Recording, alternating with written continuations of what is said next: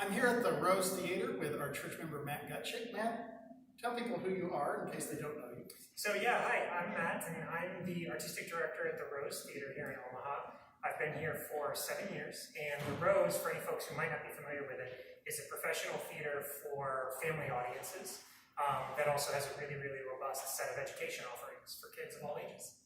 Yeah, and they're great offerings. So I understand that last Saturday evening, the theater experienced some damage. So what happened? Yeah, so we were at the protest at 72nd and Dodge, and we left at about 6 p.m., well before the police had broken that up. Once we saw in the live stream that they broke it up and started seeing on the scanner that there was a group that was heading downtown, we thought it might be a good idea to come down here and participate in the protest, but also just be mindful of the fact that as the police broke that up, it was pretty contentious, and so we thought that it might be a good idea to come down here and just mind the space. But as soon as we got down here, one of the doors had been smashed with a rock, which was fairly mild compared to the damage of our immediate neighbors, actually. So how did you react to that? We kind of thought, well, it's a bummer, but let's still stick with the game plan. And in case once the protests are broken up, which at that point they were closer to the courthouse, just 2 blocks away, we thought, well, we can greet people, give them shelter if they need, and otherwise diffuse any situations that we might see that could cause more damage to the building or to the safety of other people if that came up. So that was kind of the game plan, and we put that out on Facebook, just on our personal Facebook pages, and I know that got shared a lot. And this was a really, really busy corridor on Saturday from the protesters. Hey, Sebastian. And and then I understand that the rest of the weekend, and so far, you didn't board up your windows, so. Yeah, no, what we decided to do was kind of be mindful of the idea that we could be better neighbors by being physically present as much as possible during protests and after them if the police continued to use some force to break up groups. And so we got some water, we got some Cliff Bars, and started bringing those and opening up the lobbies for any who might need it. I think church members have got pretty used to Sebastian bombing my videos. So. Actually, the ball is what he was asking for. It's in my office if you want to go find it.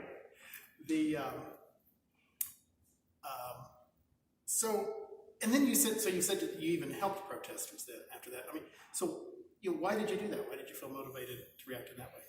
Well, we are, as an organization, mindful of the fact that we want to resist neutrality as a historically white organization. We want to be engaged in active allyship, and a lot of our programming mindset revolves around trying to challenge some of our ingrained biases. We are still a very white organization, and so this seemed like a way that we could put ourselves in a position to remain open and to really affirm the work of the protesters that are interested in seeing legislative change and broader societal movement towards equality. So that was the largest motivation for trying to be supportive of the protesters.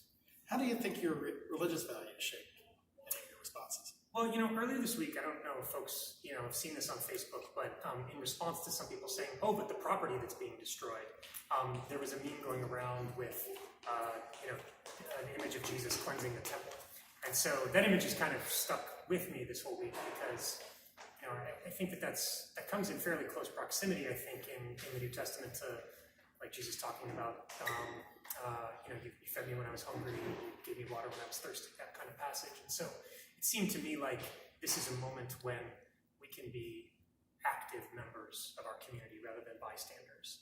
And, regardless of the many ways that people can practice allyship, this seemed like the right way to live the values of this theater, and for me personally, to try to be, that person that is a helper in a time of crisis. I guess since it is a children's theater, we should be okay with kids, right? Oh yeah, this is the best. With COVID, we haven't had enough kids around, so I'm loving it. Well, thank you, Matt. Thanks for sharing your experiences of this weekend in Omaha, and why you reacted the way you did. So. It's a pleasure. Thank you. Thanks.